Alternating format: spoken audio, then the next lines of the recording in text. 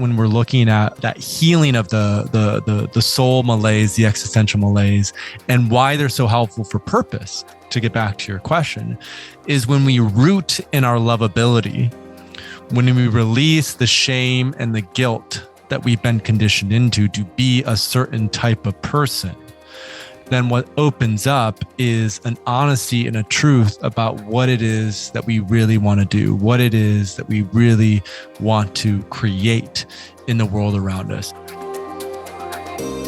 Welcome to the Psychedelic Podcast by Third Wave, audio mycelium, connecting you to the luminaries and thought leaders of the psychedelic renaissance. We bring you illuminating conversations with scientists, therapists, entrepreneurs, coaches, doctors, and shamanic practitioners, exploring how we can best use psychedelic medicine to accelerate personal healing, peak performance, and collective transformation.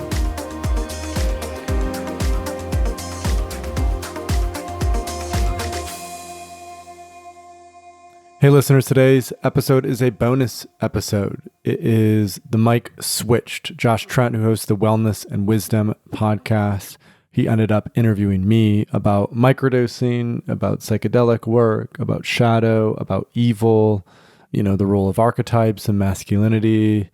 I sent a private voice note to Josh after we did the interview and let him know that he was one of the best podcast hosts that I've ever been on. So it was just a really deep dive. This one's longer. It's about an hour and a half. But I know you all are so used to hearing me interview other folks about psychedelics, and you'll finally get a long form interview where I'm on the other side. And you get to hear a lot of my thoughts and perspectives as it relates to microdosing, as it relates to psychedelics, as it relates to masculinity, as it relates to good and evil, as it relates to shadow work. So this is really a full fleshing out of my philosophy and how psychedelics overlap with that. So I do hope you enjoy it. If you do enjoy it, please leave us a review on iTunes or just drop me a personal note about the podcast. We'd love to hear from you all. And so without further ado, we bring you Paul Austin and Josh Trent on the Wellness and Wisdom podcast. You know what's interesting to me about these medicines is that they've been around for millennia. And I think about even what you do as a host, as a speaker, as an entrepreneur. And I'm like, Third Wave, I wonder what that's about. I went to your site. It's right on the homepage. It was like in the first wave, these medicines were used as a sacrament, as this holy, beautiful sacrament where people would be in ceremony, like true ceremony. Then like 1938 or so hit, and then the 60s came on, and that was like the psychedelic revolution. But we're in this third wave, Paul. It's one of the aspects of who you are and what you do in the world, man. I got to hang out with you at Runga and actually did a microdose, which was a unique experience we can talk about. But there is this third wave. So if people have seen your face, or they maybe have seen your face, but they haven't heard of you, tell us about the third wave. Obviously, people can go to the website, but in your heart right now, in your experience of life, what is this third wave of the conscious use of psychedelics, including microdosing?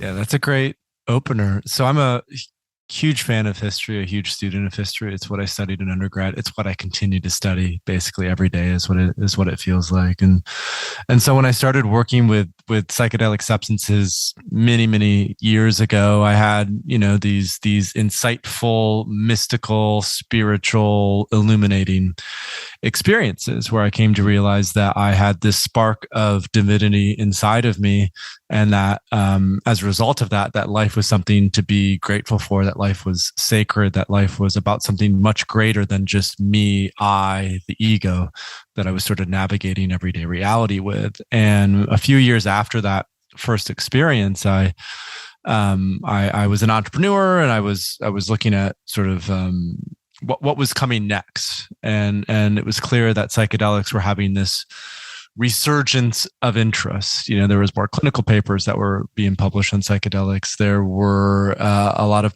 major podcasters like Joe Rogan and Tim Ferriss who were starting to publicly talk about their own psychedelic use, as well as interview researchers and other folks in the field.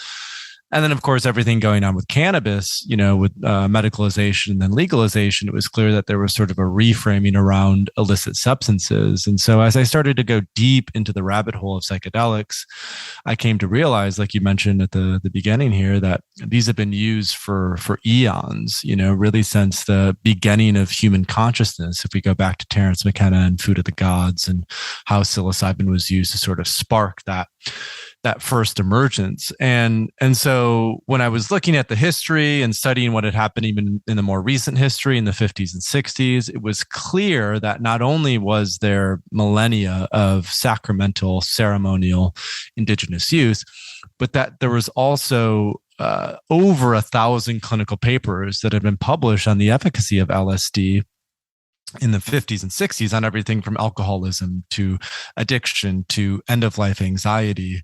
And so when I was thinking about this third wave, I was really looking at how do we balance those two approaches? How do we balance the sacred, the sacramental, the ceremonial, the indigenous, the ritual that comes with that, the community and healing that comes with that, with the precision and efficacy and sort of intellectual knowledge of this second wave of psychedelics, of what we learned about the clinical applications, and how do we take like a both and approach to finding where is the balance point between those two. I often think of the Tao Te Ching and Taoism, where we talk about the middle way. I was literally just going to say it sounds like the middle way.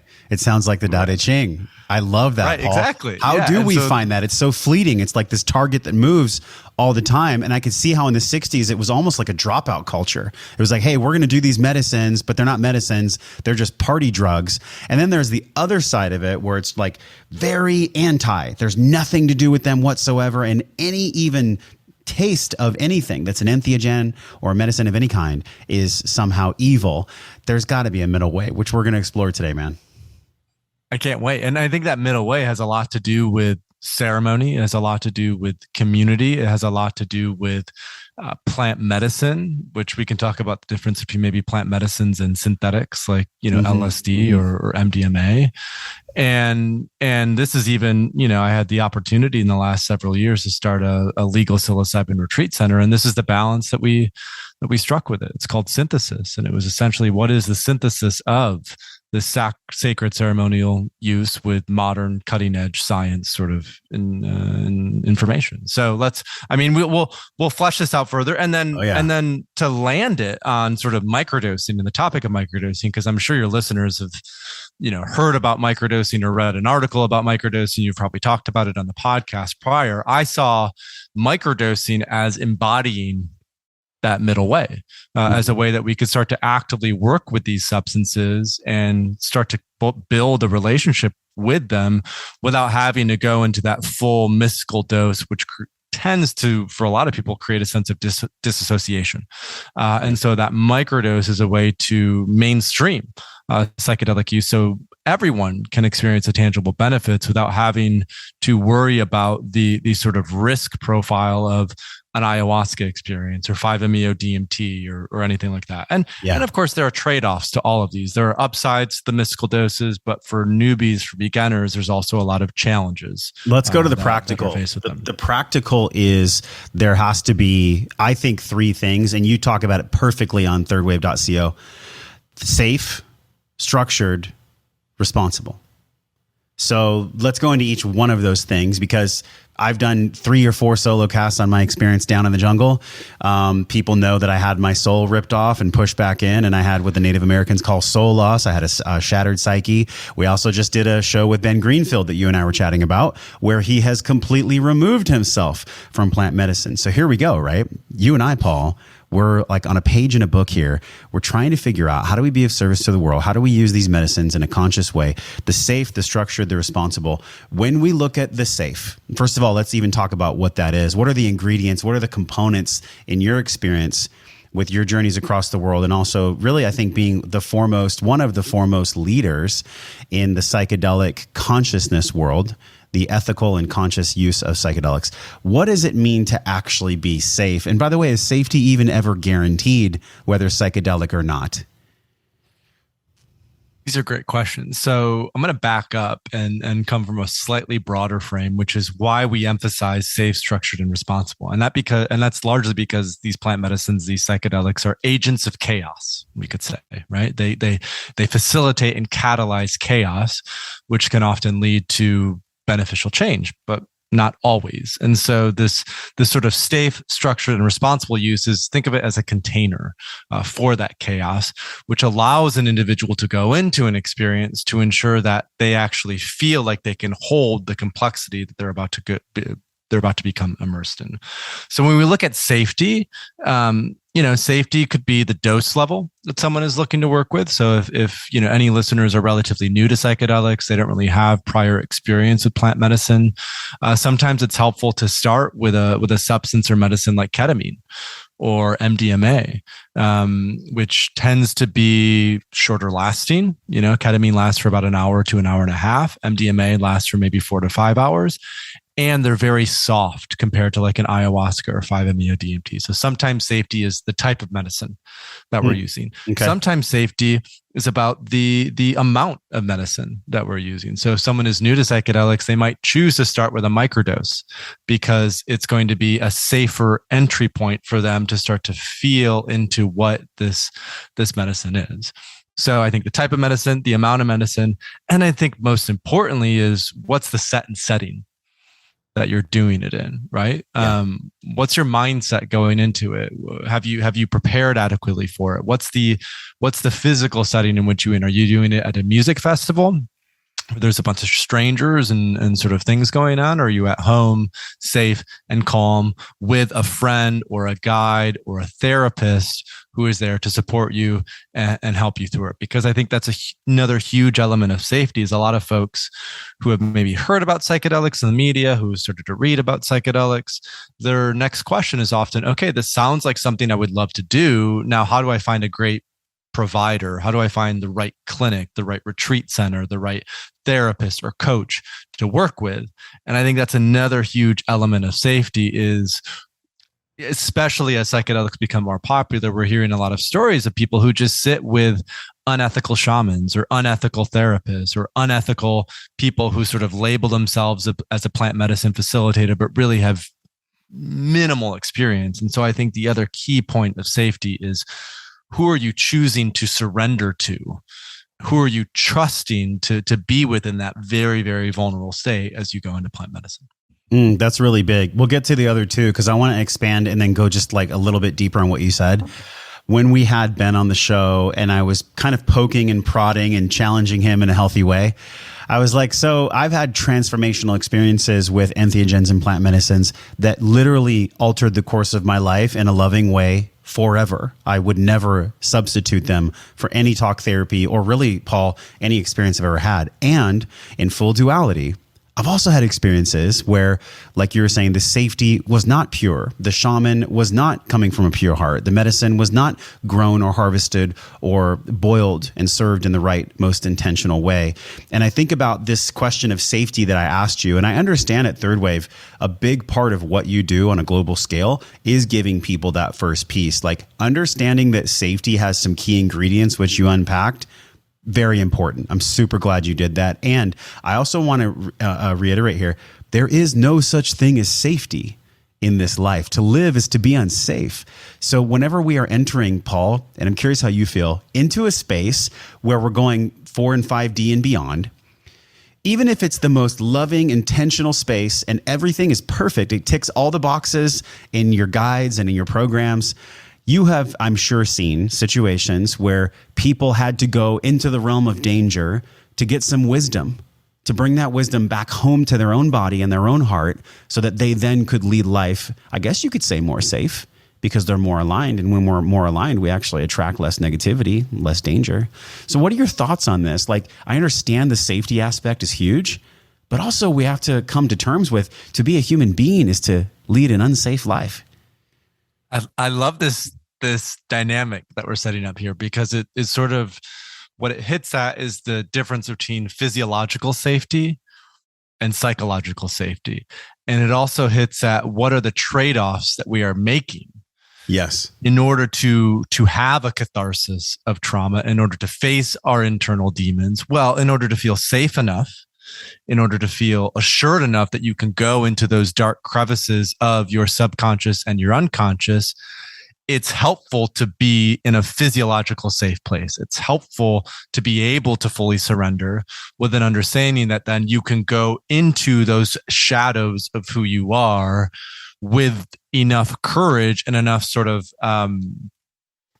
even breath to face what you need to face. Because I think the other element to emphasize here, the sort of flip side of safety, is the individual needs to have enough courage to face their demons in going into this, right? And so the example that I thought of when you were bringing up this sort of dynamic is rites of passage in indigenous communities, right? Where for anyone who's seen the movie 300 about ancient Sparta, there's a scene at the beginning of that film where the young general has to go out and kill a wolf with a spear as he's backed into this corner, right? And that's his initiation. And that was a common initiation in many places. The men would have to go out and they would have to kill a wild animal, or they would have to, be not abused, but like really just physically tormented by the elders in their community at the risk of death oftentimes. And death was possible and death was common.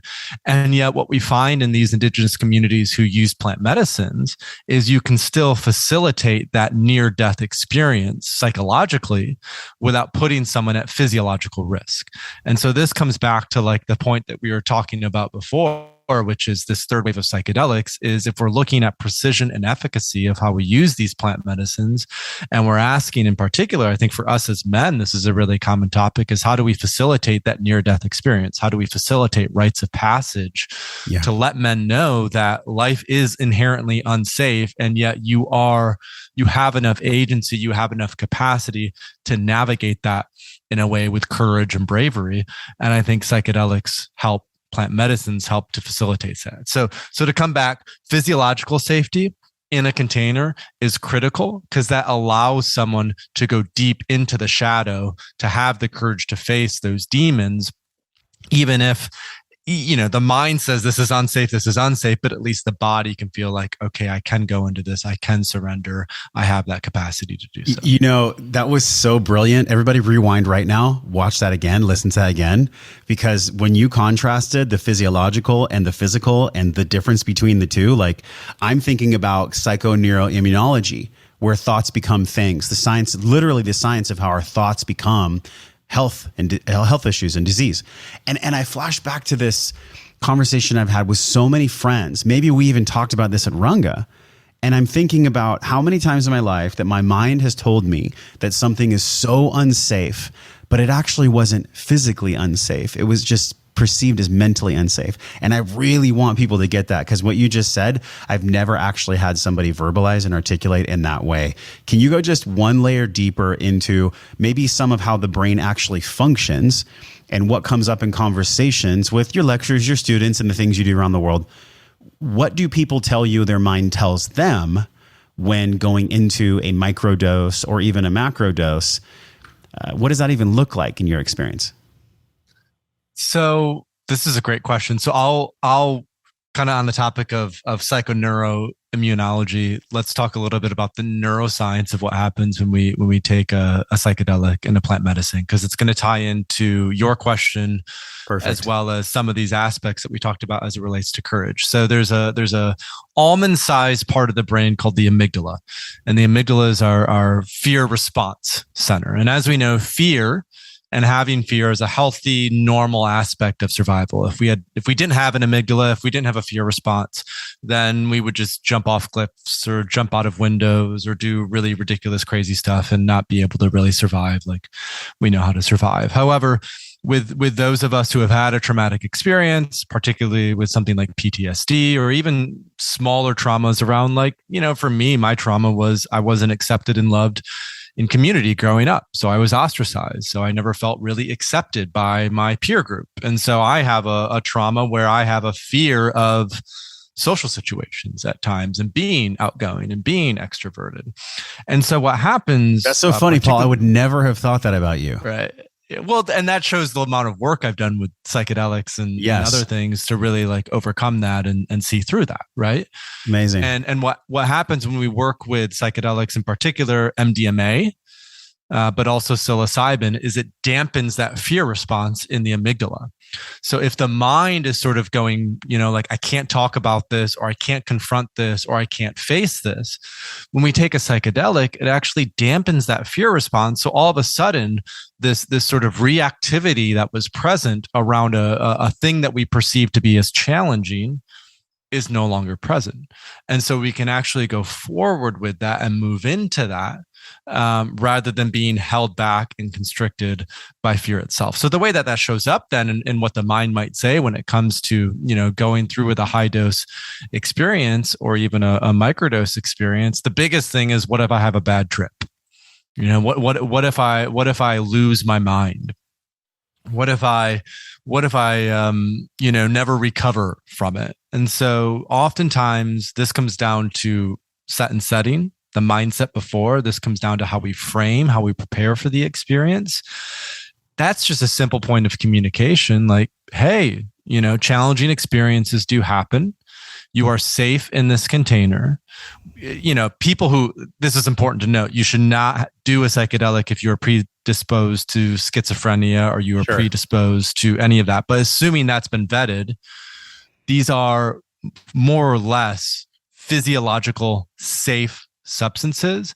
And even if in the throes of an experience, you have some stuff that comes up, what you need to focus on, this is what I tell folks, is surrender, allow, accept, breathe. Because oftentimes the challenge that comes up in a psychedelic experience is when we try to block or suppress or constrict. Yeah. And what we really need to do is just allow all of these emotions that we normally repress, sadness, shame, anger, guilt, to come to the surface. Because oftentimes that is the fear of the mind. It's, what if I actually allowed these shadow emotions that I normally keep tucked away to be seen, to be heard, to be present?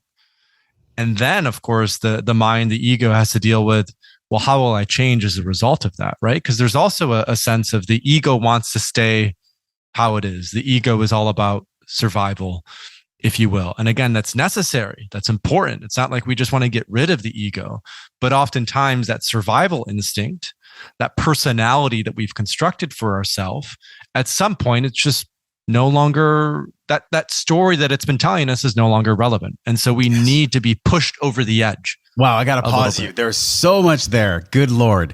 Okay, so the first thing that we get to unpack is earlier when you talked about the difference between, like, if we're next to a cliff, it's probably a good thing that we have some rational fear, because then we won't fall off the cliff. So I want to let people know, like, there is a good thing. I'm not trying to demonize fear. And Paul, this is so refreshing after our conversations we've had with Hamilton Souther and with Ben Greenfield on the podcast. Like, you're bringing a whole new understanding of this, which I really appreciate. And I think about the irrational fear, where it's like, if I go into a social situation, I'm going to be judged. I'm not going to be accepted. I've been bullied in high school myself. So part of my shadow is that I try to be perfect on the outside so that people can't see that on the inside, I'm just vulnerable like everybody else, and that's real for me. And so what I do with my microdosing, and I want to know what you feel about this, for people that deal specifically with that, Paul, that first part, the irrational fear of showing up in a social situation, or the irrational fear of stage fright, or the irrational fear of fill in the blank. It could be anything that the mind constructs. Is there a specific protocol that you like to follow, or what's the pre-frame for letting go of those aspects of the ego that is essentially trying to keep us safe? And so there's compassion there, but at the same time, it blocks us from living a life fully expressed.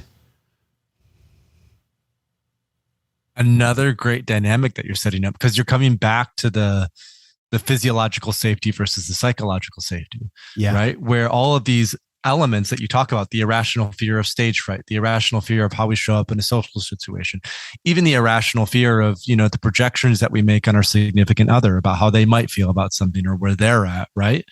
That is all psychological, right? There's nothing physiological dangerous about any of these things. And yet they're felt to be just as real as something that is physiologically dangerous, right? And I think that's important to emphasize, because we're not saying that these are things to not take serious. These are things to not pay attention to, because they are, and they're felt just as real. And we see this in terms of nervous system dysregulation and et cetera, et cetera. So in terms of practicalities, right? Like what is that protocol that we set up for something like microdosing? And let's stick to microdosing for now, because I think that'll help to keep this within a reasonable lane for your audience. When we look at microdosing is not just about the day you take a low dose of a psychedelic. We're really looking at a microdosing protocol in terms of what are you committing to for the next 30 days as an intention that you want to cultivate, and how can microdosing support you in facilitating that intention. So to use your example, and this is very specific to me, when I first started microdosing when I was around 24, the intention was, as it relates to social anxiety, to minimize my alcohol use, because alcohol was something that I commonly used to help sort of overcome that social anxiety and be Most more, people do. Alcohol is the number one drug. Exactly. Yeah. And how could microdosing be used as a substance, as a tool to be more open, to be more extroverted without having to rely on alcohol? And so the intention that I made in that microdosing protocol, again, assuming I'm microdosing 2 or 3 times a week for, let's say, 30 to 60 days, is I was very intentional then about putting myself in social situations when I was microdosing to confront that fear, to confront what it is that was holding me back, with an understanding that so I was microdosing LSD at the time, and we can talk a little bit about the differences between LSD and psilocybin. But something that LSD does is it's more dopaminergic. And so that means it's opening up the pathways for more dopamine to be created when you're microdosing with LSD. And dopamine is tied to extroversion, being more social, being more outgoing, being more talkative, being more open necessarily. And so when we look at then sort of the intersection of all of that, I knew I had this sort of knowing, this confidence that I was physiologically supported by the microdose that I was taking, right? So there was sort of a confidence or trust in the substance itself that it was helping me to be more extroverted. Yeah. And I still had to make the choice to go into that situation, to go to the bar, to go to the dinner, to go to the friend hangout, whatever it was, and feel safe and comfortable and seen in my own skin without having to revert to alcohol. And the reason I emphasize that choice part is because when we talk about psychedelics, when we talk about plant medicine, when we talk about microdosing, the thing that matters more than anything else is what I call willful participation.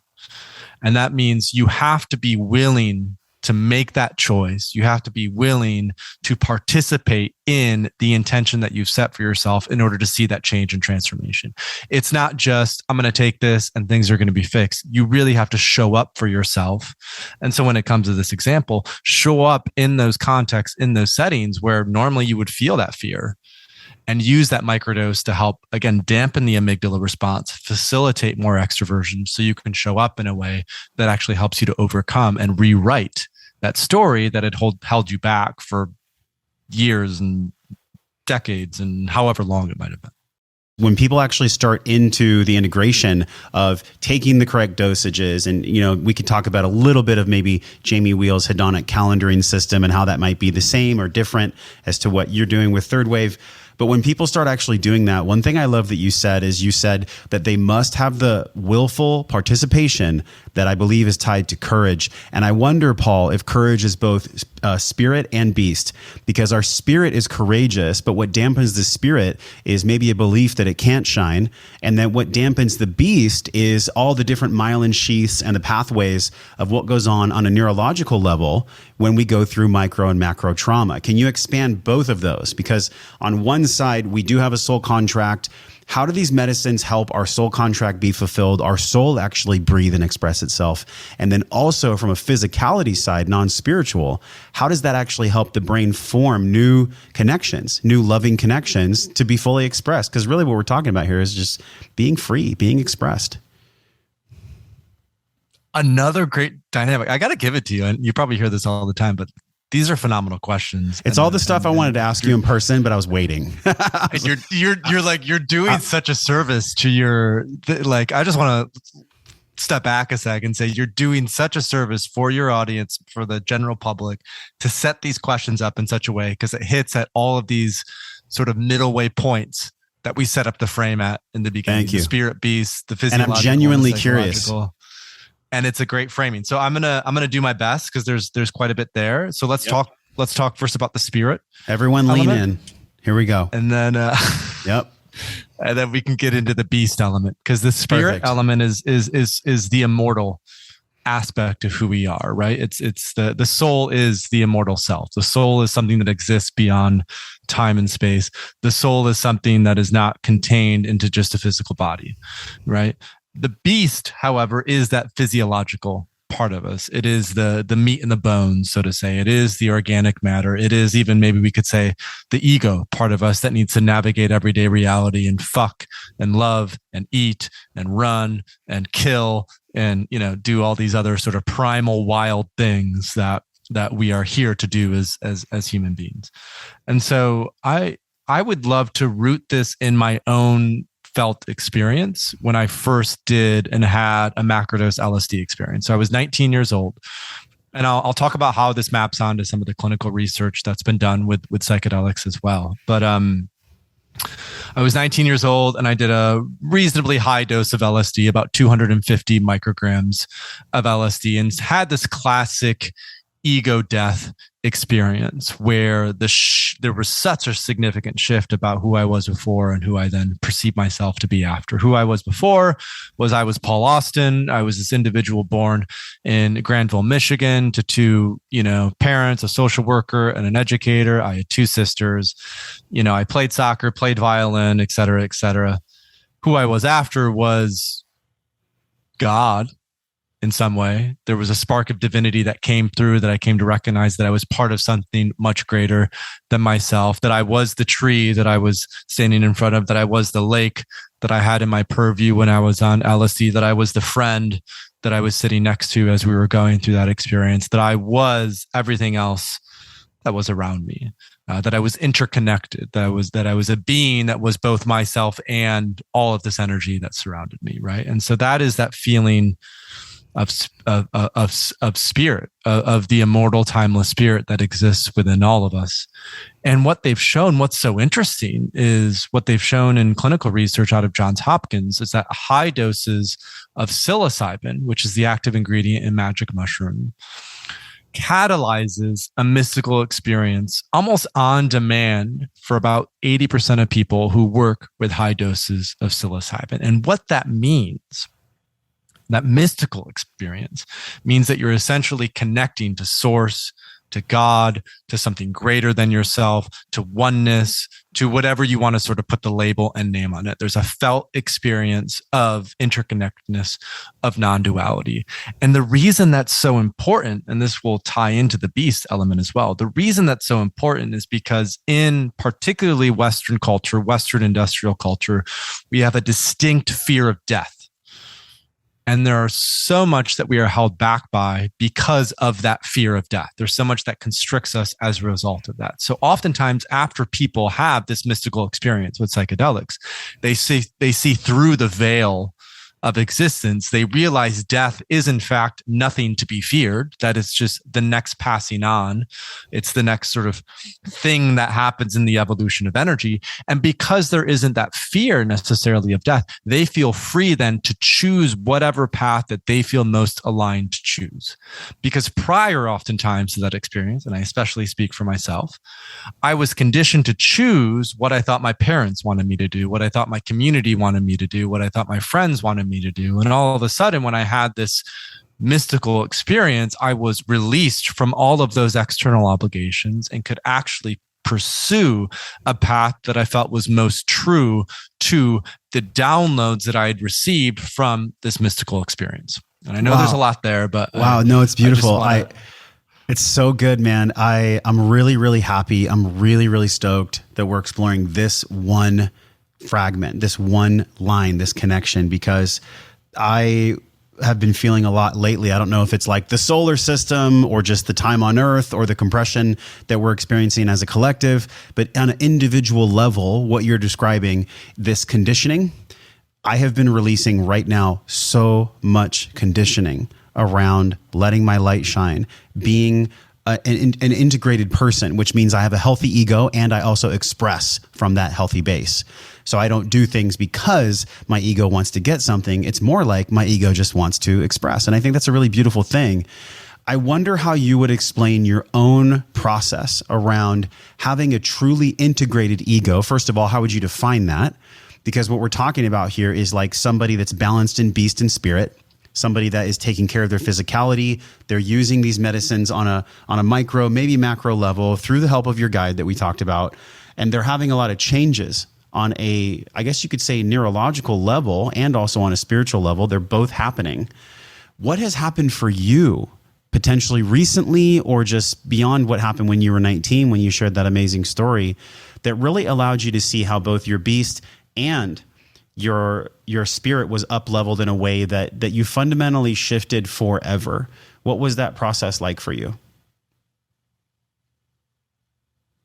It's a great lead into setting up the beast and then how that played out. So we talked about the spirit and then the beast element, and how that then played out and how am I balancing becoming an integrated person and am I integrated and what does even that path and evolution look like? And are there measuring sticks for that? And, there's a lot.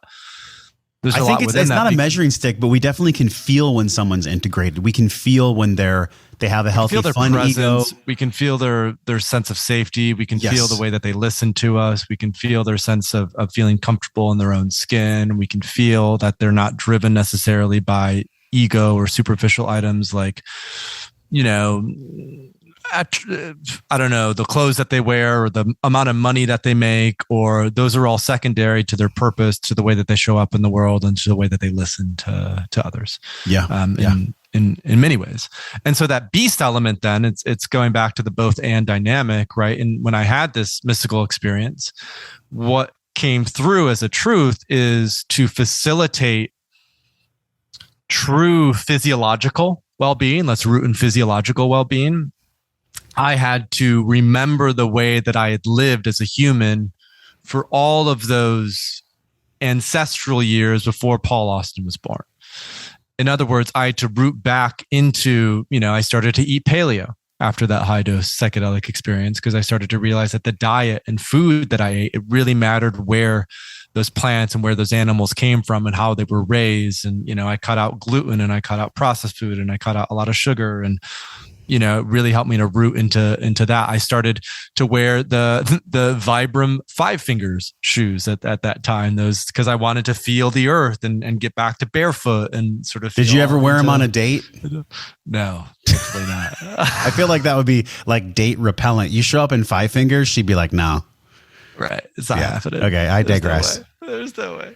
So, and it also got into meditation, and it got into how much artificial light was I exposing myself to and how many EMFs was I exposing myself to and all the things that I'm sure a lot of your listeners are aware from a wellness perspective in particular. And the thing that I rooted in is I often go back when I think about this frame, so to say, the beast frame, the primal frame, is I think of this story, Iron John, which is a book written by Robert Bly, where he talks about the wild man who goes into the swamp and starts to bucket out all of the water in the swamp to get to the bottom, to get to that nut.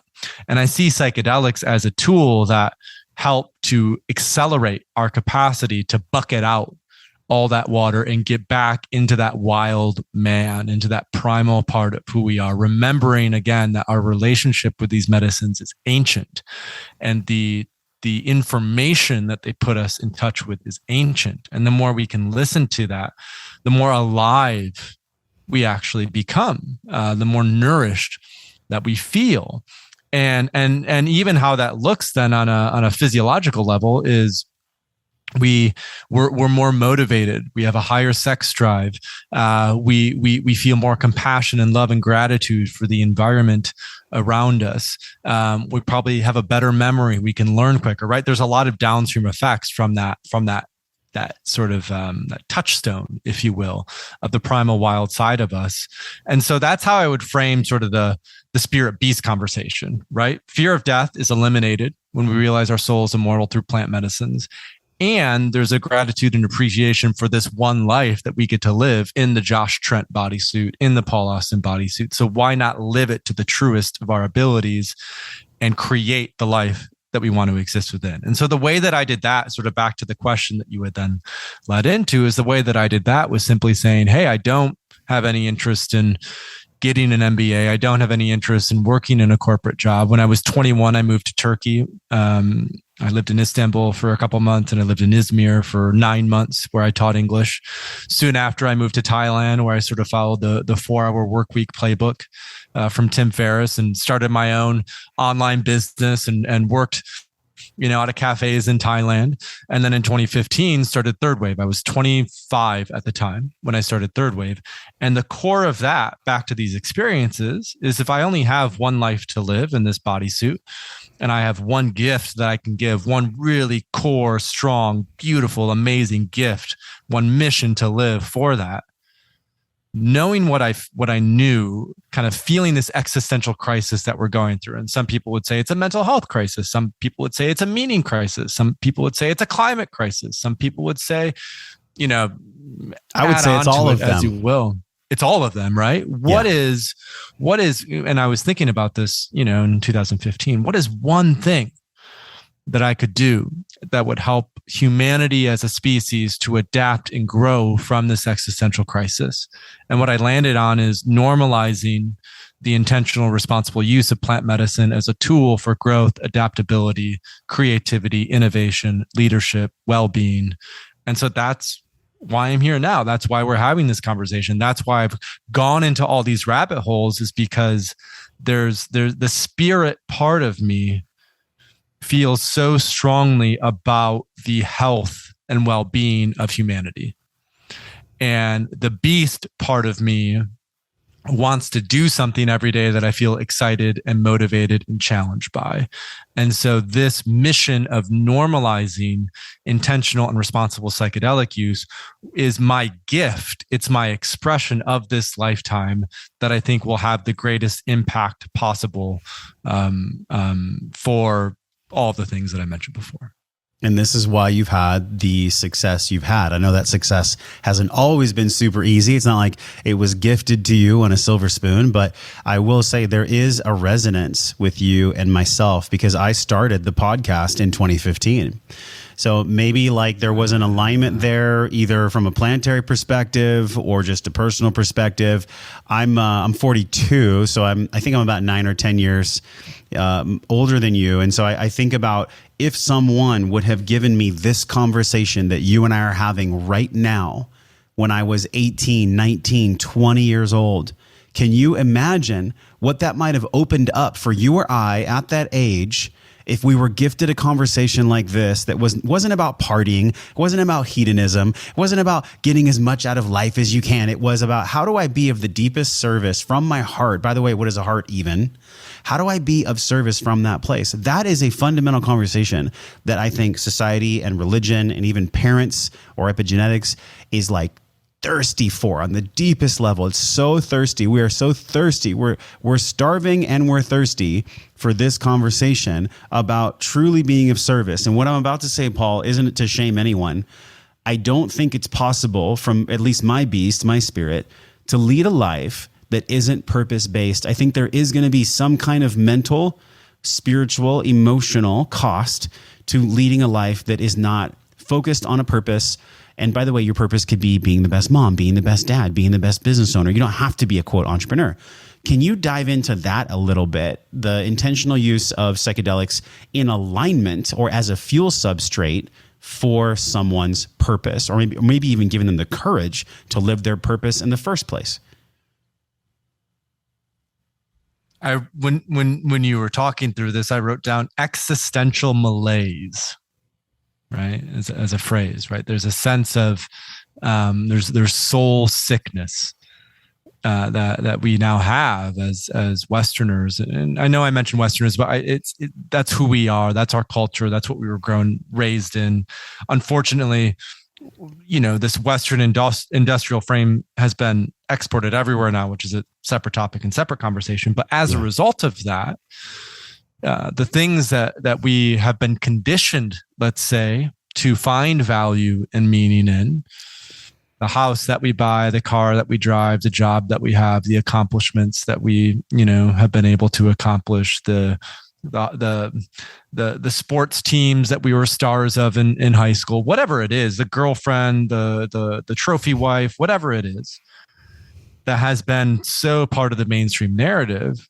People are now, especially in the last couple of years since this whole pandemic situation. I call it the theater. That's a good, And then I won't get flagged by the Google robots. Exactly. I just call it theater, the health theater, the lockdown theater we've been experiencing. There's an understanding of how sick we really are. And so when we, a lot of people will go into plant medicine or into psychedelics because they, have depression, or they have PTSD, or they have anxiety, or they're struggling with addiction, alcoholism, or tobacco, or whatever it is. Or maybe they'll even, go into it because they want to be a better parent, or they want to be more creative, or they want to be a better leader, whatever the external thing is. What I often find, and this is just as true for myself, is there's some level of soul sickness there that we're asking for help with. And that plant medicines in particular are a phenomenal tool to heal that soul sickness, because what they allow us to experience is unconditional love. Mm. And when we experience and feel that unconditional love from source, from oneness, from God, from something beyond, from even nature, whatever it is, we remember how lovable we are. And when we remember how lovable we are, when we remember the purity of who we are, then it gives us something to anchor in outside of plant medicine to remember, so to say, that we can continue to come back to that place of wholeness, right? And you had asked about, what does it mean to be an integrated being? What does it mean to be on that path? And whenever I think of that, I think of wholeness, because love, even if we had phenomenal parents, right? And I will say publicly, I love my parents. They raised me quite well. They were always there. They went to my sport games. They went to my violin concertos. They went to, they attended everything. They were attentive. We were middle class. I had food on the table. Everything was great. And yet by nature, they are imperfect. By nature, their love is still conditional. Our community's love is conditional. Our friends' love is conditional, right? It's always based, even if it's subconscious, on, well, if you do this for me, I will do this for you. God's love, source's love, the thing that is beyond that is absolutely unconditional. And so I think that when we're looking at, that healing of the soul malaise, the existential malaise, and why they're so helpful for purpose, to get back to your question, is when we root in our lovability, when we release the shame and the guilt that we've been conditioned into to be a certain type of person, then what opens up is an honesty and a truth about what it is that we really want to do, what it is that we really want to create in the world around us. And when we can sit in that space of silence, when we can sit in that space of knowing and honestly ask ourselves, if, Alan Watts has this classic YouTube, it's like a 3 to 4 minute video, which is something along the lines of, if money was no object, what makes you itch? You do? Exactly. I love that video. I think ultimately, we haven't quite gotten into the larger collective conversation, but when we're talking about new paradigms, when we're talking about what comes beyond sort of Western industrial capitalism and extractivism, one thing that I often root in is, the flip side of existential malaise is existential wealth. And so how do we reframe from an orientation or incentives driven by, financial wealth, which is the end of the day, just an abstract number, to existential wealth, the wealth of being. And how do we create a new paradigm? How do we create communities that allow for a sense of all of our physiological needs being taken care of, the food and the water and the sleep and the love and the shelter and all of those things? Because then at that point, the capacity to focus on, well, what is our purpose? What does life mean to us? If I could create without any of those restrictions, what would I create? Thankfully, you and I have that capacity now, which is beautiful. Yep. Now, how do we allow for more folks to tap into that? Well, also, there's so much in what you said, because I think about whether you believe in Maslow's triangle or not, there is some truth to taking care of the beast first and the needs of the beast first. You and I are afforded, Paul. We are afforded. This is why I'm so grateful. Like, truly, I'm so grateful. God, it almost makes me emotional just to share this with you right now, because the fact that we get to do what we do, it is an honor. Like, it is a deep honor to be able to hold these conversations, do the work on ourselves, shine the limelight on it publicly, not because we're so special, but because we're special like everyone else. And so I just want to say that. And I think attending to the needs of the beast, financial, food, shelter, security, like all these things have to be in place. And the answer, I believe, to one of your questions is, how do we have this existential wealth? How do we have this wealth for all? I think we have to be a vibratory match for it. I think we have to take care of ourselves and lead our lives in a way where it's actually a space for that existential wealth to live inside of. In other words, if I'm not being something, or if I'm not doing my best to live in a vibrational way, then I'm actually a conduit, a spaciousness to hold that way of being. It's not going to live within me. It's also why I took on an entity once in a ceremony, because that entity would not have come into me unless there was space for it to live. That was for my own healing. I think the majority of entities actually enter people because they want healing. They want to give that person a lesson. So I'm curious how you feel about this. The vibrational match is actually what we need to become as an individual and a society in order for existential wealth to truly exist, in order for the beautiful world that we all know is possible to exist. What do you feel about that? How do we actually do that? Obviously, it starts with us, our food, our water, our sleep, our hydration, our breath, all these pillars that we talk about so much on Wellness and Wisdom. But how do you expand that so that people can actually understand it and feel it, this existential wealth and the vibratory match of that?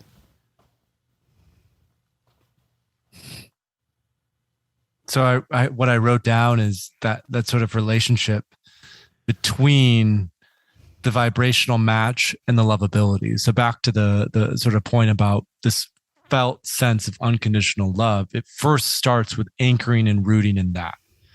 Because once we feel that, once we experience that, once we have that memory, so to say, of that, once we can anchor in that in the week to 2 weeks to 3 months to 6 months, let's say after a plant medicine journey, then it acts as an anchor for all of the patterns of behavior that come after it, right? And then there's an awareness of, in which ways are we not practicing that?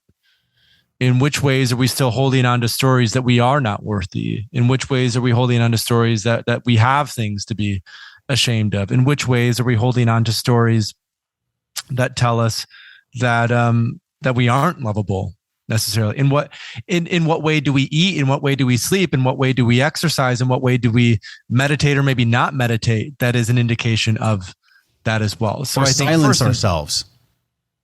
Or silence ourselves, right? Yes. Because there's also a sense of speaking out. If there's who am I to express? Who am I to share my truth? Exactly. So first and foremost, it starts with, I think, anchoring into that. Secondary to that, I think is a reframe, a recognition that a lot of what we are told we need, we don't need. So, after those high doses of psychedelics that I did when I was 19 and 20, the reason I pursued a path that was more unconventional is because I wanted to experience what it would live like to live with just a bag, a 25-liter bag, and travel the world for 6 months.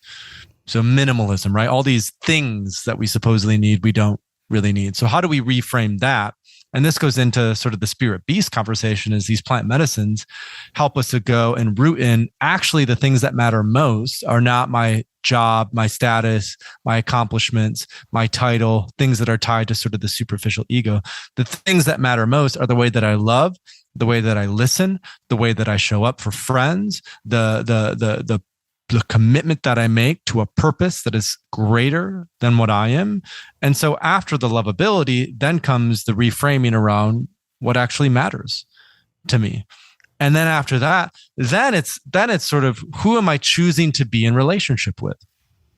Right. So oftentimes, right, you're, there's the classic phrase, you are the average of the 5 people that you surround yourself with, which I think that shit's real. Quite true. Oh, it's 100% real. Yeah. We are our environment. That is real. We're way more sensitive and adaptable to our environment than we realize in many ways. So who are you choosing to be in relationship with? Who are your mentors? Who are your friends? Who are your lovers? Who is your family, so to say, chosen or given, if you will? And how are you being very intentional about the people that you choose to cultivate and create deep relationships with? Because to go back to then the sort of practicality of this, we probably talked about this at Runga. You and I know plenty of people who are, let's say, buying land in Costa Rica or buying land in Texas, and they're looking to set up some sort of intentional, sort of resilient community where I think that was on a meme that I saw. We're going to link right now, Paul. I have to interrupt you. There was a meme that was passed around. It made me laugh so hard. We're going to put it on screen right now. And I think the core aspects was like, know someone that knows Aubrey Marcus, has a podcast, microdoses, has a crypto portfolio. It was, and then a big one was, looking at buying land to create an intentional community. It was like the funniest meme because there's so much truth in it, man. So we'll make everybody laugh. We'll laugh together because you're so right. But there is a genuine who do you choose call to do that with? There's right? a genuine call for this. And who do you choose to create that with? Because then who you choose to create that with will help to develop what is the frequency of that space, of that land, of that area, of that mission, so to say. So getting back into a vibrational match, you first cultivate you. You first remember what it is to be lovable. You first remember what it is to be in that every day. And then how do you build relationships with others so you can create coherence? You can create an energetic sort of vortex of that. And that's a second podcast, or that's a whole nother thing around like, well, how do we set this up and what is that? But I think it's emerging. It's not clear yet, but the sort of pieces will fall into place about how we do that. I think what we can take responsibility for right now is, who are we choosing to be in relationship with? This is beautiful. The podcast that is right after yours. So if everybody's listening to this live, just wait 1 week, or if it's already out, go listen to it right now. It's Paul Levy. So we have Paul Austin with us talking about these microdosings, these safety situations, and the intentional use of these medicines. And then we also have Paul Levy, who's going to be talking about the soul sickness that you touched on, and he calls it Wetiko. And this is like the fundamental virus of the mind, of the soul, that really is on planet Earth. And I remember we did the 3-part series with Paul Chek, All is God, which is like one of our premier series we've ever done. And he wrote on a piece of paper to me, Paul, I'll never forget this. He wrote the word live on the piece of paper. And then he turned it around. He said, read that to me backwards. What does it say? And I was like, oh, it says evil. Because if God is everything and no thing at the same time, and if God is the dark and the light, and if all is God, because that's what we are God, but we're made from the source of God, then really evil is actually just a byproduct of living. It's part of life itself.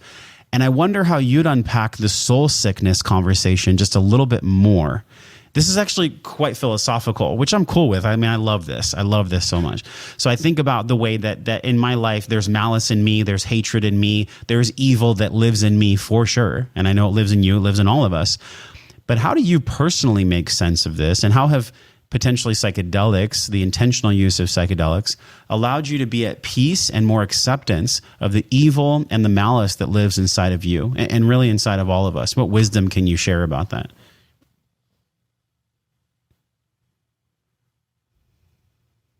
So when I think of evil, right, darkness is another word that comes up. Satan is another word that comes up in a Judeo-Christian sort of lens. Shadow is another word that comes up, right? The feminine, which I know will be controversial, but the feminine is another word that comes up, right? And so, and the word evil itself has a very specific connotation, you know, and I think from a Judeo-Christian lens, it's really associated with Satan in that way. So I think if we're to move, let's say, beyond that aspect of our cultural conditioning, if you will, and we're really to ask, like, what is it to live with our shadow? What is it to live with all of the sort of wild and primal parts of ourselves that we've had to tuck away in order to show up in a polite and reasonable way in a domesticated landscape? Now, there's elements of that are necessary, right? There are, again, when we're in relationship, things that would be perceived as evil would be murder, rape, stealing. All of these things should never be done. All of these things, I don't think, are just part necessarily of, I mean, they could be part of the shadow, but they're also behaviors that as men, as human beings, it's a hard no almost always. They're fringe edge expressions of an unintegrated darkness. They're like they're so far out of line that they've lost touch with all of light itself.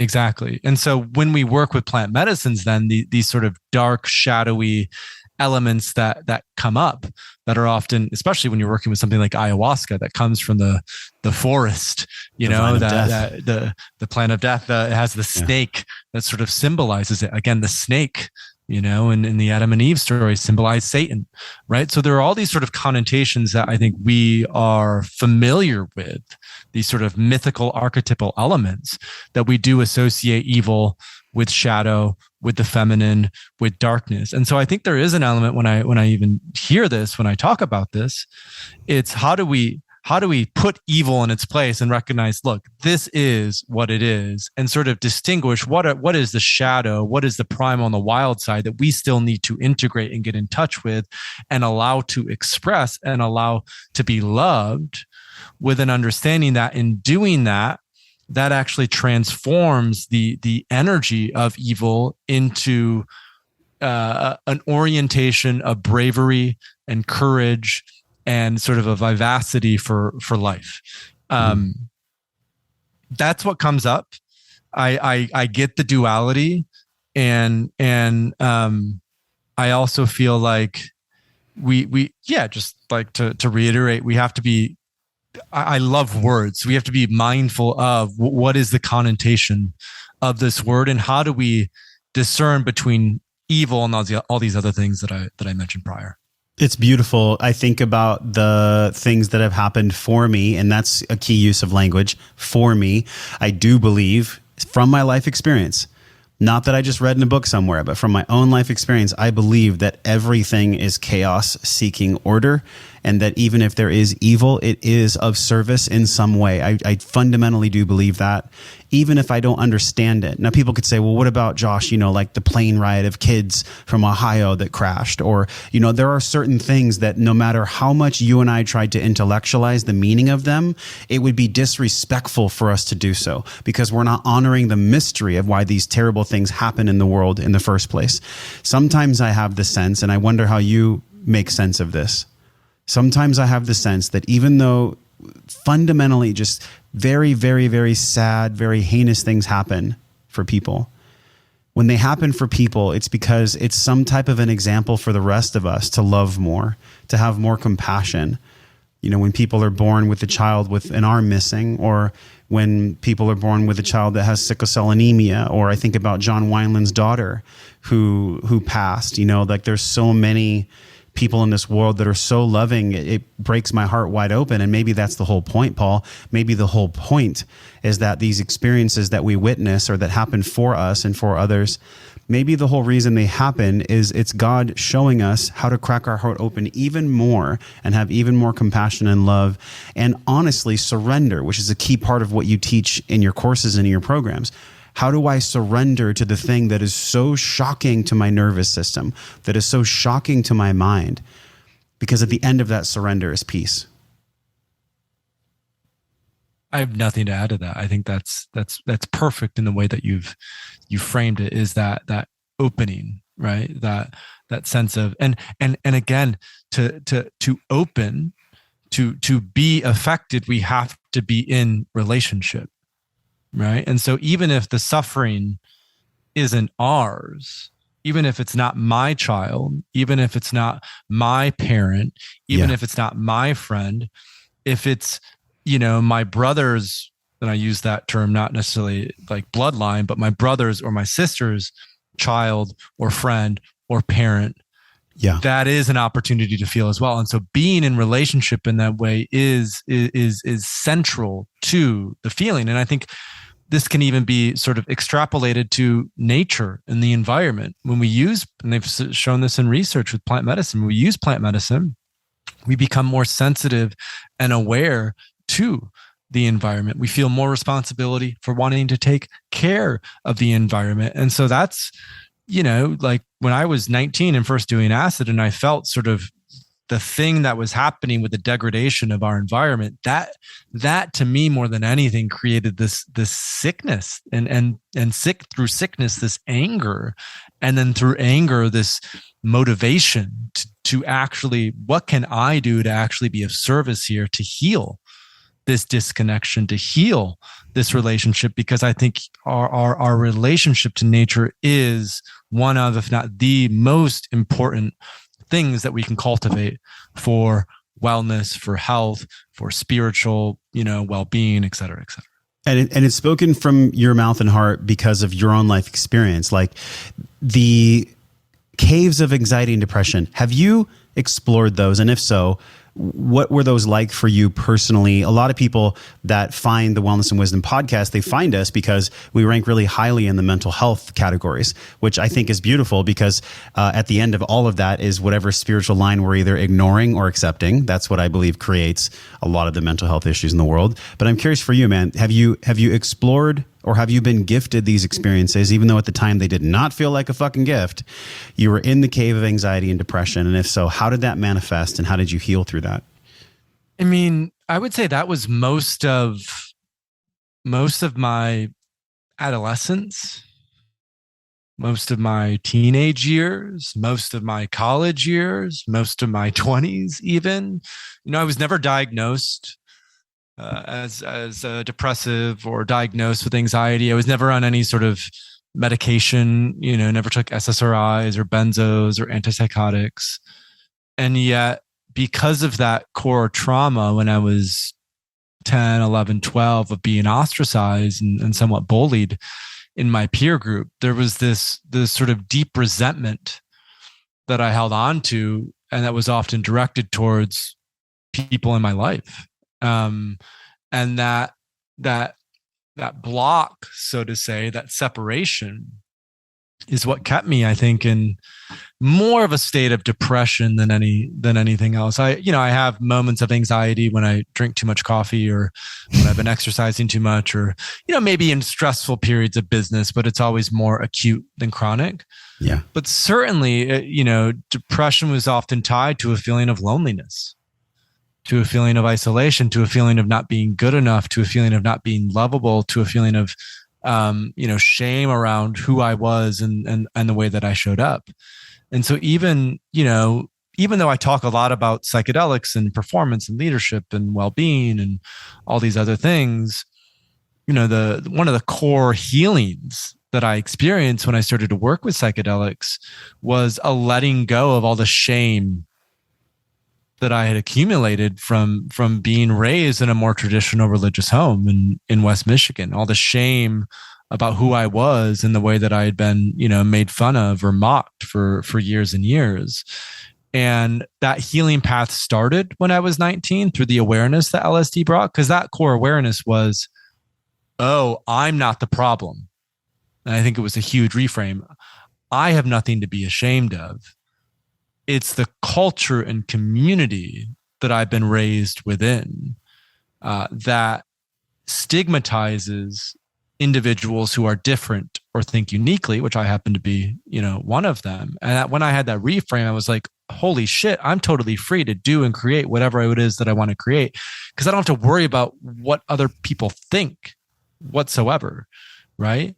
And yet, if I'm honest, right, like that was 19. For the next 10, 11 years, I still to this day sometimes struggle with aspects of low self-worth. I still sometimes struggle with the sense of, my business isn't big enough. The money I make isn't enough to do what I want to create. The product that we've created isn't there are still these tendencies, these shadow elements that I'm aware of not feeling necessarily worthy. And so while I don't necessarily have bouts of deep depression or anything like that, there are certainly weeks that will happen where I don't feel as great as other weeks. And I think that's normal and natural and part of existence and life. And it's not something that needs to be numbed, right? It's just something that needs to be felt.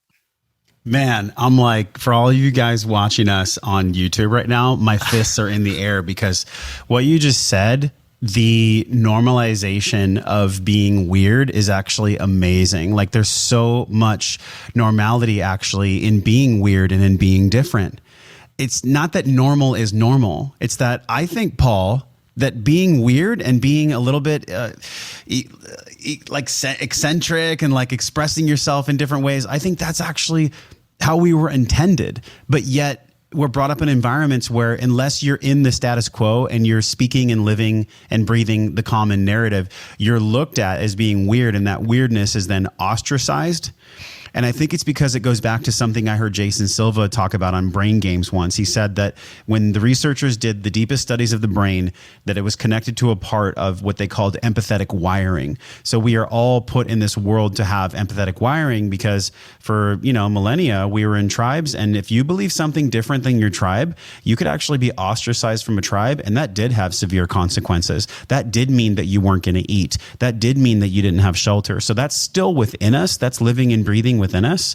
And I wonder how you've made sense of this in some of your more recent microdoses, or maybe if not yourself, Paul, somebody that you've coached, somebody that came to one of your retreats, somebody that you witnessed literally go through transformation where they were able to see the empathetic wiring and how that was working in their life in an unhealthy way by them silencing themselves, to then after 3, 6, 9, 12 months of doing intentional work with psychedelics, how did that unpack for them? How did that give them greater expression that was something more sustainable for the long term? And again, what you're hitting at is physiological safety versus psychological safety. And I want to bring that up again, that dynamic, because I think it's critically important that, like you said, when in our sort of wild primal ancient years, when we were ostracized from our community, that was physiologically dangerous. It was real. It was real, to kill you.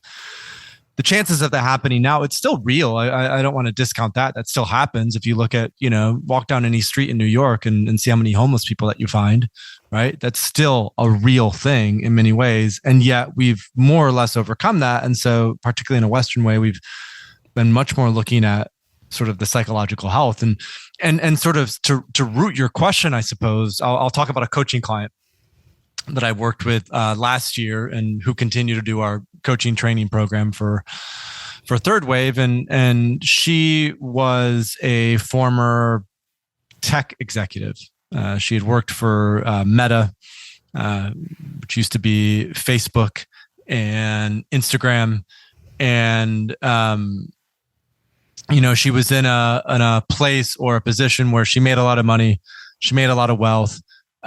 She was becoming more aware of how, these big tech corporations often talk about, being quote unquote conscious, but at the end of the day, never actually practice that. It's not embodied. It's not actually happening in any significant way. And she just had this space where she was able to leave and quit her corporate job that she had done for 10 years and just left it behind because she wanted to not only do deep psychedelic work, but more importantly, find a path that felt healthy and nourishing, sustaining, purpose-driven, where she could shift from being, let's say, in the corporate rat race to being a leadership and executive coach.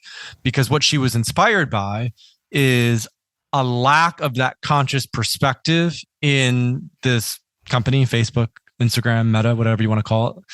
And knowing that actually embodying these conscious principles, these principles of awareness, is central to business. And so she felt like she needed to leave that and be transformed herself through psychedelic work so that she could then coach other people, other executive leaders in how do we actually embody these principles and bring them in to the business workspace. So they're not just things on a paper, but they're actual values or principles that we live by. And so the way that I worked with her was, a 6-month intense coaching container with both high doses and microdoses. And she went from essentially being in a frame. And the most example, the strongest example that I can think of is, even though she had left the corporate workspace, she was still somewhat occupied by, I need a PhD, or I need credentials behind my name, or I need something to show that I'm credible to an external audience. And a lot of our coaching was, you can let go of that. You can let go of that. You can let go of that. You don't need any of those things. What you need to focus on is cultivating depth, presence, awareness, authenticity, because by cultivating that, then the way that you show up will exude that. No one at the end of the day cares about the credentials at the end of unless you're a brain surgeon or something that really needs it. But that's right. Very slim. Right. But the way that you show up, your presence is what matters most. And psychedelics then helped her to sort of be okay with that, to settle into that, to not have to worry about how will this be perceived externally, but to really focus on our internal landscape and to cultivate the lovability that we've talked about. So that way she could show up in a sort of executive work environment and teach that to others so they could bring it into their organizations. I'm sure that at Meta, there's probably, and really any large tech platform, there is definitely some, I guess, for lack of a better term, consciousness appropriation, where they're speaking in a way and they're acting in a way from an outward lens that they are a conscious company, that they care, that it's, part of their core values. But saying and being are so different when it comes to like a monolith or a massive corporation that is like has payroll due, and there's so many things that are involved in actually running a company. Do you think for yourself that part of the beauty of the third wave and what you're doing is that you'll never actually scale to a point where you would lose your core values, where you feel like you would have to sacrifice or appropriate the conversations around consciousness or psychedelics? In other words, are you happy that you can remain a certain size forever until you leave the planet? Yes, is the short answer to that. Like there is a level of contentment with not being necessarily a VC-backed startup with, millions of dollars in capital financing to grow and develop. What I often think about is the unicorn versus the zebra. I don't know if anyone's talked about this on the podcast before, but there's this sort of framing around sustainable business models. And so oftentimes we hear in, let's say, the VC or startup world, like a unicorn, which is basically $1 billion valuation. And what this article points out, and what I've really sort of locked into, is that unicorns are not real, which I think is important to emphasize. Zebras are. And so when we look at framing, and again, the language you use is important. When we look at framing, sort of the goal is to become a unicorn, $1 billion valuation. There are a lot of trade-offs that you make when you look to scale that quickly and that fast. And a point that they make in this article is that the only thing that grows that quickly in nature is cancer. The only thing that grows as quick as a unicorn in a startup is cancer. And so we've experienced sort of the downsides now of Facebook, and the downsides of Instagram, and the downsides of Airbnb, and the downsides of Uber. And then all these sort of things, we're like, hey, we'll worry about these second order consequences later. they are now coming back full force Yeah. and looking us in the face. And so when I started Third Wave 7 years ago, and what I continue to hold to is, we are a for-profit business. I do want to continue to grow and develop.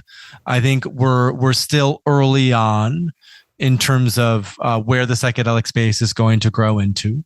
And this is what I want to be doing for the next 30 to 40 to 50 years. So there's no rush on my end where this has to grow and scale to be sold. There's no rush on my end to reach a certain number because that number is going to make me or whoever happy. I also have very few investors, and they're the ones that I do have are all aligned with sort of this orientation. So the focus is much more on creating a really, really stable foundation, ensuring that we listen to our customers, ensuring that we provide products and services that work as we say they work, and to have a vision of how this can grow in the next 30 or 40 years. Because I really see, in terms of what we're building, it's an ecosystem, right? This third wave of psychedelics, it's not just, a podcast, or it's not just these educational guides, or it's not just a microdosing course. We now have a training program for practitioners. We have a directory or a discovery platform for providers in the psychedelic space. When it's legal, we'll roll out a supplement of some sort, a medicine that people can use. At some point, I want to buy a retreat center and have retreats. So it is this really large vision of kind of going back to the beginning of our conversation. What are the ways, what are the things, the products, the services, the transformation that we need to provide in order to ensure that psychedelics become culturally integrated, right? They become integrated into business, into society, into healthcare, into politics, into education, and how will that transform the paradigm that we currently live within? And, the last 7 years, we're really focused on destigmatizing psychedelics, educating people about their pros and cons, helping people to find providers. For me, the next 30 years are really focused on integration. Now that we are aware that these are powerful tools, now that we are aware that we can have access to them in really powerful ways, how do we actually integrate these insights and perspectives and ground them so they're not just another drug experience, but that the values and insights that come from them actually become integrated into the world around us? Oh my God, Paul, there's a double-edged sword there, because the more that things become more online and more mainstream, the more that governing agencies and governing bodies step in, so-called to be of service, and I'm doing air quotes for y'all listening, but really what they want to do is extract value and control the loving effect of many things. Look what happened with medicine. Look what happened with the hemp industry and marijuana. Look what's happened with almost everything in this world, where all of a sudden when something grows, it becomes so large that it's so-called now needs a body, now needs a governing agency. I actually like that some of these medicines are something that are legal in some countries and not legal in others. What is your take on that? Because there is a school of thought where if we legalize everything, it opens up the floodgates to more governing laws and more rules. And then there's the other side of it, where if everything's legal, then it's legal and people can participate in programs and go through their own experiences as they wish. But it sure does seem to be a catch-22, a double-edged sword. In terms of like the legal landscape, I'll talk to like what's going on right now, and then sort of extrapolate about how I think it will grow and evolve, and why I think some regulations are helpful and important, and provide a couple of concrete examples. So right now there's like three main things to pay attention to. One is legality. So legal adult use of, let's say, psilocybin, which is happening in Oregon. So in November 2020, Oregon legalized psilocybin for adult use. You still need to go through a licensed practitioner in order to get access to it, but in about 4 months in 2023. And so there's the Oregon Health Authority that's helping to create regulations for that. But by and large, it's available to anyone who's 21 and older. You don't need a clinical indication to get access to it. People can't charge for the medicine itself. They can only charge for the service that they're providing. And they've done a really good job of helping to land that in such a way where they're listening to all the different sort of voices that need to be heard to ensure that it's not over-regulated, but also to ensure that there's enough sort of safety protocols put into place because of, some of the inherent risk that comes with these medicines. So I find that to be the middle way more than anything. Colorado has a similar ballot a similar initiative on the November 2022 ballot to pass, and that will likely pass. And then beyond that, you have sort of decrim. So, cities like Oakland and Seattle and Detroit have decriminalized all plant medicines, which means that no one could get thrown into jail anymore for using these, which is phenomenal. But there's also no legal regulated access necessarily. So it still leaves this gray area of how do I actually access these? And that creates some challenges or difficulties for those who are relatively new to psychedelics. And then the other flip side, which is much more government regulation, is, organizations like MAPS and USONA and Compass Pathways that are bringing a synthetic form of psilocybin through clinical trials. And so that synthetic form it's both MDMA and psilocybin. It will be brought through clinical trials. They expect that to be medicalized by the end of 2023, if not in sometime 2024. The downside to that is, there's patents on some of these compounds. The government has a lot of sort of regulation about how they can be used, where they can be used, when they can be used. The upside to that is health insurance will cover all of these treatments, and they're not necessarily cheap because, a psilocybin experience lasts for 6 hours. You need a highly qualified therapist at, let's say, $200 an hour to sit there and be there for the full 6 hours. They provide psychotherapy before and after. They do usually 2 or 3 sessions in total over, let's say, 10 to 12 weeks. So it's usually a bill of about $15,000 to go through it in that way. And so it'd like be helpful to have health insurance that covers it. Because that's quite expensive. And in many ways it's cheaper than just being on SSRIs for 30 years. And that's sort of the trade-off, is if we can heal the thing, then let's heal it. The downside is that the upfront cost is pretty expensive. And so, again, I mentioned the Oregon model. What I like about the Oregon model is it really allows for the ceremonial use, the use in community, the use in groups. You need one facilitator for every 8 people who are using the psilocybin. And I think that allows for enough wiggle room while still having some level of oversight. Because when I think about this, I often think about my parents who, born and raised in the Midwest, they've never done psychedelics. And I think about what would be required for them to feel safe and comfortable going through with a psychedelic experience. And so sometimes knowing that there are safety protocols in place, knowing that there are, the therapist or the doctor or whoever that they're working with has been vetted in a certain way, it just allows for more accessibility. So these are some of the trade-offs. This is the general frame of what's happening. It's still a bit of a wild west out there because a lot of the work that's being done is underground. Yes, which has its own risk profiles. But that's. I think it's really you described it in a really great way, and I think it's really important to note that all change goes through essentially 3 stages. And I feel like where we're at right now is what was totally regarded before as not true, and there's no possible way that psychedelics would ever be legalized. If you would have told people in the 60s or in the 70s, especially in the 80s, right, when there was the whole like Miami drug craze and all that, if you would have said that Oregon would have the laws it has, or that medical marijuana would have been granted, or the juxtaposition that we're at now where I think there is a profit-driven model. I think people are coming into the psychedelic space because they want to make money. I think that is influencing in Congress because of all the different people that are putting their hands in the pot there. But essentially, I think where we're at now, which is really an exciting time, is what used to be considered false is actually now true. You and I have known it to be true, that there's so much healing that can be found in these medicines. But it's interesting, Paul. I am not neither pro nor against plant medicine. I am actually just pro freedom. So I think if somebody can find freedom of spirit, freedom of self, freedom of community, freedom of any kind, and they do it through a vehicle of safe, intentional use of psychedelics, well, then so be it. I think that's beautiful. But I think that we can't get off this podcast without asking one more thing. And that is, if you really boil it down to like 1 or 2 or 3 things, your mission in this world and what third wave is representing for the healing that's being needed, that's being called for, would you say that your mission will always stay the same?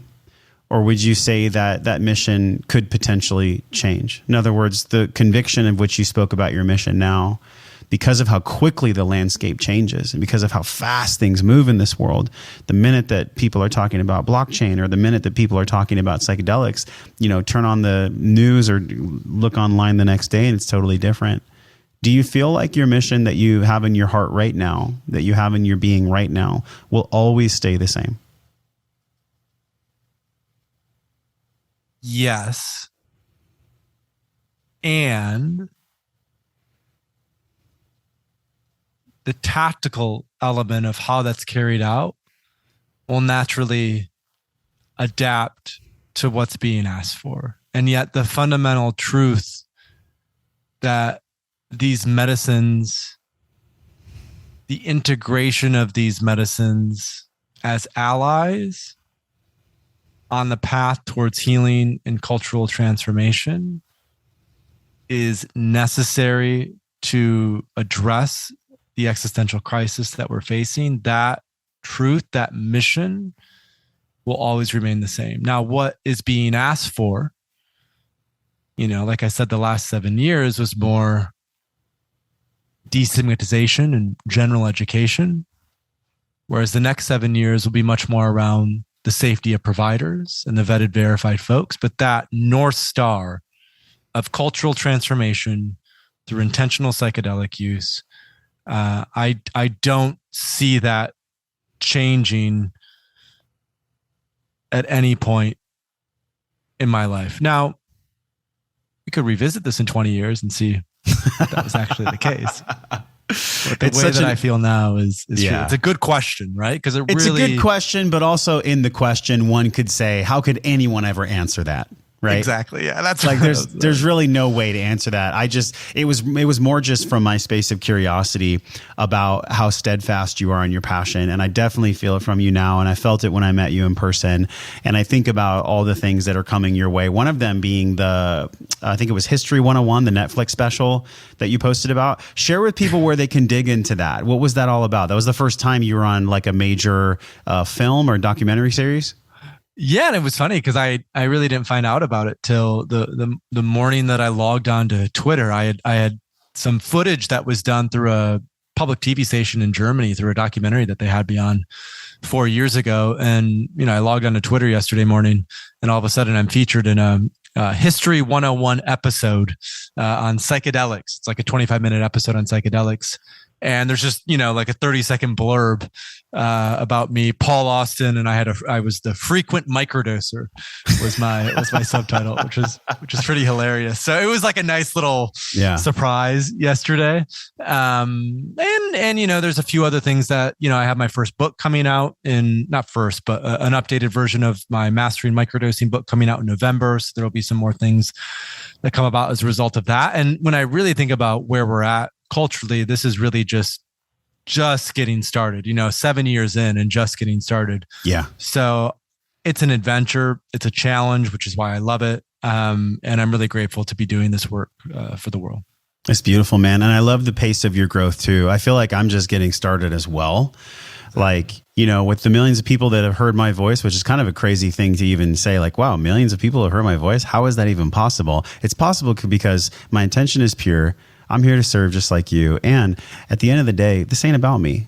And really, Paul, isn't even about you either. I mean, like I started this podcast, we're very special, but we're not that special because everyone actually is special. And I think about the people that are looking for that purpose, that are wanting to maybe enhance their coaching practice or just really want to have a deeper dive into themselves. Like tell us a few of some of the ways that this is possible with what you're doing. I know you have a certification program.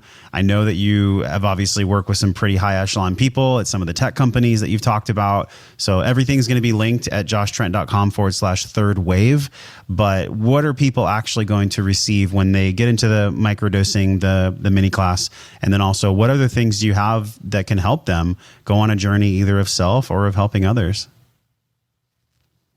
So starting with the microdosing mini course is a fantastic way just to get a lay of the land when it comes to microdosing. We also have a podcast, the Third Wave podcast, which this episode, this recording will also be republished on.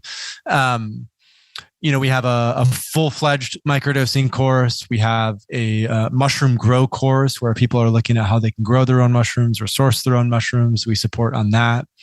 If there are any practitioners, coaches, or therapists, or doctors, or anyone of that nature who's listening to this, who's interested in really deepening their understanding of psychedelics, what I call the skill of psychedelics, because they want to start to bring it into their practice, we have a 6-month facilitator training program, coaching training program. As part of Third Wave, we're going through our 3rd cohort right now. We'll start the 4th cohort in February. If any listeners are potentially interested in that, they can reach out to us through the link that you provided as well. And then most of all, it goes back to like, with Third Wave, we've set up the education, we've set up the providers, we've set up the trainings, we've set up even a community. And so for those who are listening at home, it's really up to you. What is it that you want? Where is it that you are at in your journey, and how is it that we could support you? And so for any listeners, just reach out to us if we can support you in any way. On the link that Josh has noted, I'm sure there will be lots of resources to dive into. And this has been an honor to do this podcast with you today. Thanks for being such a fantastic host. We've had quite the spiritual tennis match, the emotional understanding tennis match. And also I feel like one thing that we really explored is just two people that are in a male body having conversations that maybe some people have never heard, or maybe they're hearing it for the first time. Men actually speak like this. Now, if they've listened to the show before, obviously not. They've heard many conversations similar, but I really loved what was unique about this exploration was the ways in which you shared about your own life and the ways that you've overcome some of these shadows in the cave. I think it's so universal, man. I think it's so powerful to actually speak to that and to be honest about that. And the fact that microdosing or even macro or just the healthy use of psychedelics was a part of that, that is something that I celebrate. And that's one reason why I really felt called to have you on the podcast and to have this refreshing conversation where we're not really trying to convince anyone that they should or should not do psychedelics. It's more about presenting the information, sharing your wisdom, and then how do we live our life well from that? And that's essentially the last question that I have for you is, how do we live our life well? What does wellness even mean to you? It's a very large question, but I'm curious about your answer. How does Paul Austin define wellness? How would you live your life well today and forever?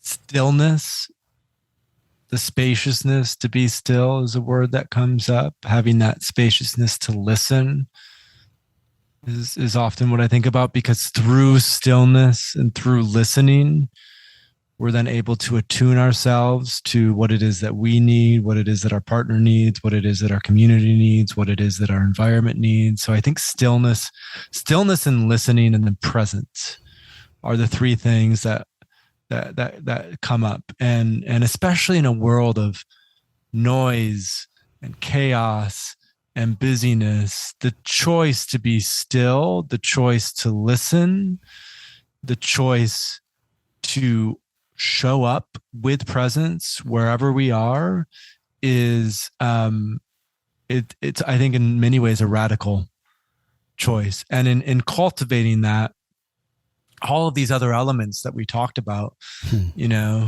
plant medicine and diet and, the beast versus the spirit and the physiological versus psychological, the information that your listeners need, the information that I need, the information that you need, it is there. It's there to be opened up into. And we just have to make that choice to pay attention, I think, more than anything. So stillness, listening, presence, those are the three things that come up.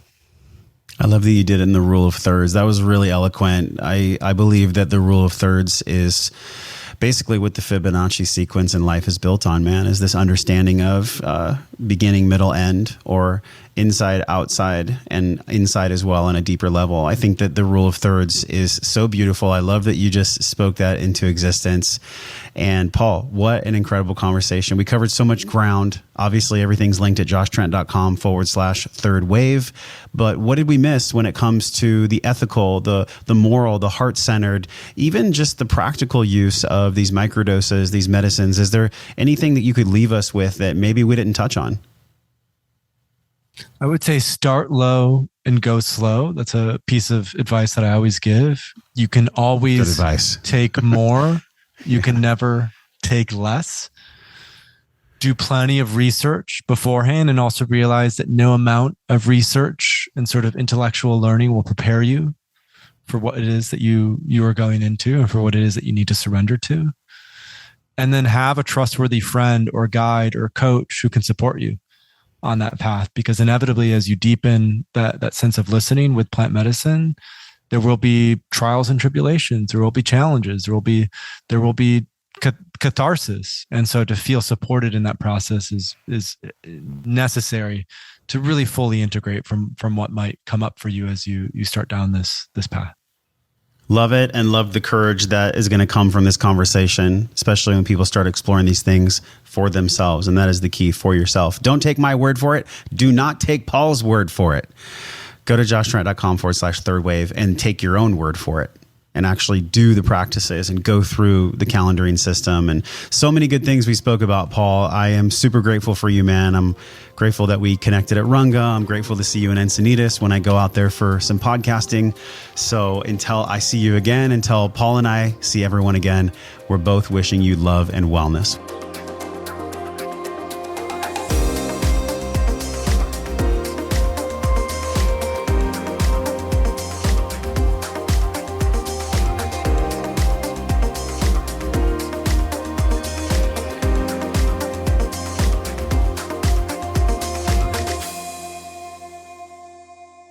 This conversation is bigger than you or me, so please leave a review or comment so others can find the podcast. This small action matters more than you know. You can find show notes and transcripts to this podcast on our blog at thethirdwave.co/blog. To get weekly updates from the leading edge of the psychedelic renaissance, you can sign up for our newsletter frequency at thethirdwave.co/newsletter. And you can also find us on Instagram at thirdwaveishere, or subscribe to our YouTube channel at youtube.com/thethirdwave. Thanks so much for watching. If you want to stay up to date on the third wave of psychedelics, subscribe to this channel and visit thethirdwave.co, where you'll find plenty of free resources on intentional and responsible psychedelic use.